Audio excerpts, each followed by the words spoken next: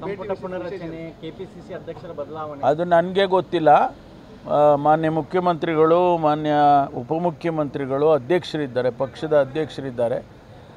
ಒಂದು ಆಡಳಿತ ಪಕ್ಷವಾಗಿ ನಮ್ಮ ಹೈಕಮಾಂಡ್ ಇರುವಾಗ ನಾವು ಹೋಗಿ ಅವರ ಸಲಹೆ ಸೂಚನೆಗಳನ್ನು ತೊಗೊಂಡು ಬರೋದು ಸಹಜವಾಗಿ ನಡೀತಕ್ಕಂಥ ಪ್ರಕ್ರಿಯೆ.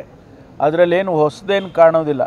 ಹಾಗಾಗಿ ಈ ಸಂದರ್ಭ ಆಗಿರ್ಬೋದು, ಅದಕ್ಕೋಸ್ಕರ ಇಷ್ಟೊಂದು ಗಮನ ಸೆಳೀತಾ ಇದೆ.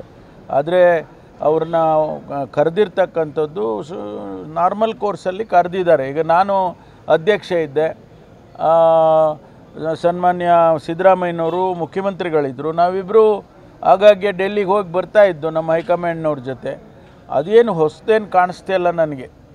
ವಯನಾಡು ಭೂಕುಸಿತದಲ್ಲಿ ಕರ್ನಾಟಕದವರು ಭಾಳ ನಿಜವಾಗೂ ಕೂಡ ನಮಗೂ ಎಲ್ಲರಿಗೂ ಕೂಡ ನೋವಾಗಿದೆ. ಸುಮಾರು ಈಗಾಗಲೇ ಸಂಖ್ಯೆ 50ಕ್ಕೆ ಮೀರ್ತಾ ಇದೆ, 90 ಮೇಲೆ ಬರ್ತಾ ಇರ್ತಕ್ಕಂಥದ್ದು. ಹಾಗಾಗಿ ಇದು ಭಾಳ ದುಃಖದ ಸಂಗತಿ. ಇದು ನಾನು ಯಾರು ಅವರೆಲ್ಲ ತೀರ್ಕೊಂಡಿದ್ದಾರೆ ಅವರಿಗೆ ಸಂತಾಪವನ್ನು ವ್ಯಕ್ತಪಡಿಸ್ತೇನೆ, ಅವರ ಆತ್ಮಕ್ಕೆ ಶಾಂತಿಯನ್ನು ಕೋರ್ತೇನೆ. ಅವರ ಕುಟುಂಬದವರಿಗೆ ಏನೆಲ್ಲ ಸಹಾಯ ಆಗಬೇಕು ಆ ಸರ್ಕಾರ ಮಾಡುತ್ತೆ. ನಾವೆಲ್ಲರೂ ಕೂಡ ಜನಸಮುದಾಯ ನಮ್ಮ ಕಡೆಯಿಂದನೂ ಕೂಡ, ನಮ್ಮ ರಾಜ್ಯದಿಂದನೂ ಕೂಡ ಸಹಾಯ ವಸ್ತುವನ್ನು ಕೊಡಬೇಕಾಗ್ತದೆ. ಸರ್, ಈಗ ಡ್ರಗ್ಸು ಈ ಗಾಂಜಾ ವಿಚಾರಕ್ಕೆ ನೀವು ಹುಬ್ಳಿಗೆ ಬಂದಾಗೂ ಕೂಡ ಅದ್ರ ಬಗ್ಗೆ ಮಾತಾಡಿದ್ರಿ. ಈಗ ಇಲ್ಲಿ ಈ ಹೊಸದಾಗಿ ಬಂದಂಥ ಕಮಿಷನರು ಒಂದಿಷ್ಟು ಪ್ರಯೋಗಗಳನ್ನು ಮಾಡ್ತಿದ್ದಾರೆ, ಅರಿವು ಮೂಡಿಸುವಂಥ ಕಾರ್ಯಕ್ರಮ ಮಾಡ್ತಿದ್ದಾರೆ, ಪೋಷಕರನ್ನೆಲ್ಲ ಕರೆದು.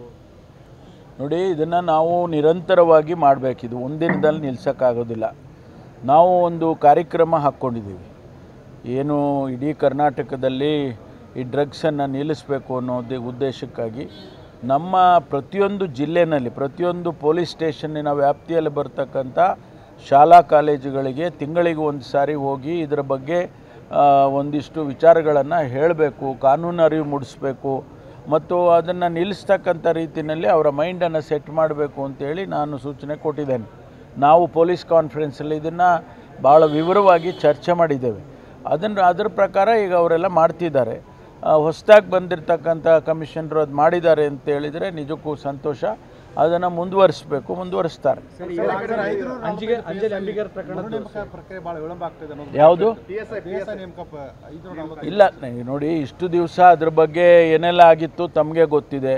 ನಾನು ಬಂದ ಮೇಲೆ ಅದನ್ನು ಎಕ್ಸಾಮ್ ಮಾಡಿಸಿ ಆ ಕೋರ್ಟಿಂದೆಲ್ಲ ಬಗೆಹರಿಸ್ಕೊಂಡು ಎಕ್ಸಾಮ್ ಮಾಡಿ ರಿಸಲ್ಟ್ಸನ್ನು ಕೂಡ ನಾವು ಇವಾಗ ವ್ಯಾಲ್ಯೂಯೇಷನ್ ಮಾಡಿಸಿ ರಿಸಲ್ಟನ್ನು ಅನೌನ್ಸ್ ಮಾಡಬೇಕು ಅಂತೇಳಿ ಈಗ ಕಾಯ್ತಾ ಇದ್ದೇವೆ. ಒಂದೆರಡು ಟೆಕ್ನಿಕಲ್ ಇಶ್ಯೂಸ್ ಇದೆ. ಏನು ನಮ್ಮ ಕೆ ಅಂದರೆ ಕಲ್ಯಾಣ ಕರ್ನಾಟಕದಲ್ಲಿ 371ನೇ ಕಲಂನಲ್ಲಿ ಏನು ರಿಸರ್ವೇಷನ್ ಮಾಡಬೇಕಾಗಿತ್ತು, ಅದರ ಬಗ್ಗೆ ಒಂದಿಷ್ಟು ಗೊಂದಲಗಳಿದೆ. ಹಿಂದಿನ ಸರ್ಕಾರ ಇದ್ದಾಗ 2 ನೋಟಿಫಿಕೇಷನ್ಸನ್ನು ಮಾಡಿದ್ದಾರೆ. ಒರಿಜಿನಲ್ ನೋಟಿಫಿಕೇಷನ್ನು ಸೇರಿದರೆ 3 ನೋಟಿಫಿಕೇಷನ್ ಇದೆ. ಅದನ್ನು ಬಗೆಹರಿಸಬೇಕು ಅಂತೇಳಿ ಈಗಾಗಲೇ ನಾನು 2-3 ಸಭೆ ಮಾಡಿದ್ದೇನೆ. ಅದರ ನಂತರ ಈಗ ಕೊನೆಗೆ ಒಂದು ಹಂತಕ್ಕೆ ಬಂದಿದ್ದೇವೆ ಸರ್ಕಾರದಲ್ಲಿ.